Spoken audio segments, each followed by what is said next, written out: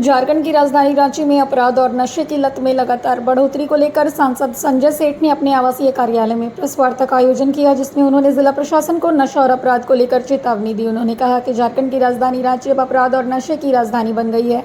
उन्होंने कहा कि नशे को लेकर हमें जन आंदोलन करने की आवश्यकता है। उन्होंने कहा कि माता पिता और शिक्षक अपने दायित्व का निर्वहन करें।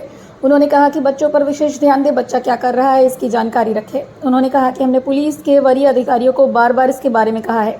4 तारीख के बाद हम इस पर विशेष ध्यान देंगे। साथ ही उन्होंने रांची लोकसभा क्षेत्र में मतदान के दिन जो वोटिंग हुई है उसके बारे में भी अपनी बात रखी। भाई हमारे संजय जी, आप लोगों को बहुत महत्वपूर्ण विषय पर बताया, जो नशे का राजधानी जो बन गया है।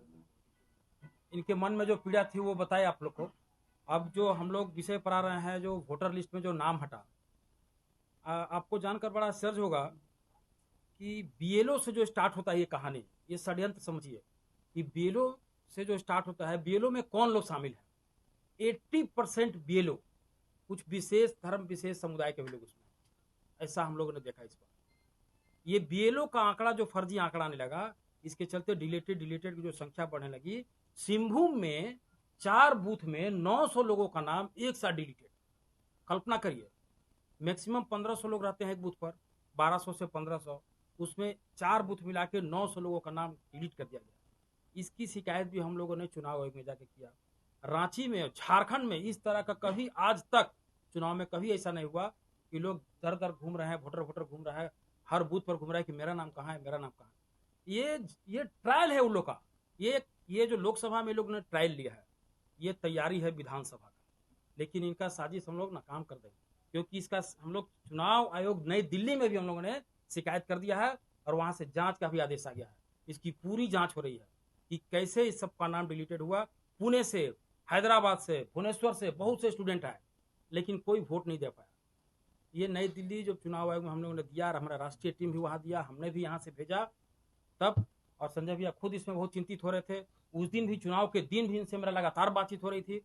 तब इस पर जांच का आदेश हुआ, एक टीम गठित हुई है दिल्ली में। अब एक एक बूथ पर एक एक बीएलओ से पूछताछ की जाएगी कि किसके कहने पर यह सब काम किया गया।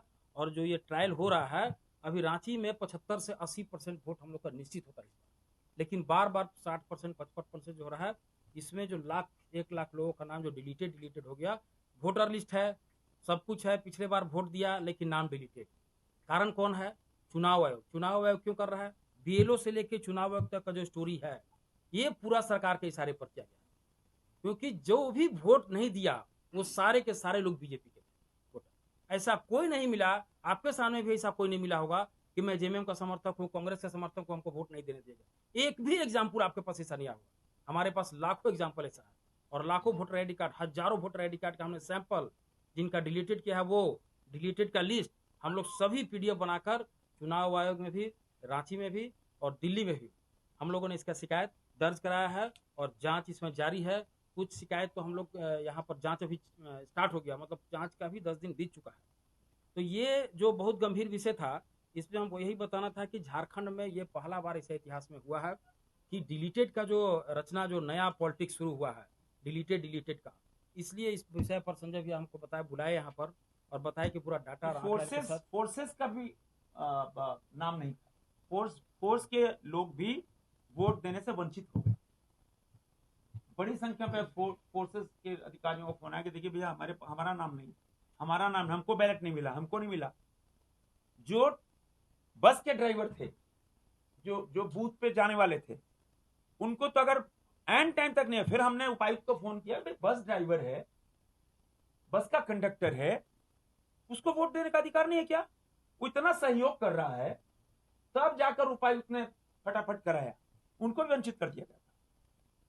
फोर्स को बड़ी हजारों की संख्या में फोर्स को भी वंचित किया गया इस लोकतंत्र के महान पर्व पर भाग लेने। चलिए आप सब एक अंतिम एग्जांपल देते हैं भैया। बेरमो में अभी क्या हुआ है कि पोस्टल बैलेट के लिए जब वहां के कर्मचारी, सरकारी कर्मचारी, ड्राइवरों ने बहुत भारी हंगामा किया, तब उनको अचानक से डीसी के आदेश पर उनको वोट देने का अधिकार दिया गया।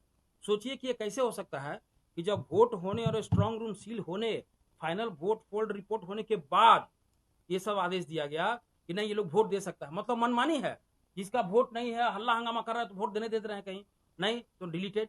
ये इसका भी हम लोग आज बेरमो वाला कांड को लेकर भी हम लोग चुनाव में शिकायत करेंगे। भैया ये भाजपा समर्थक आपके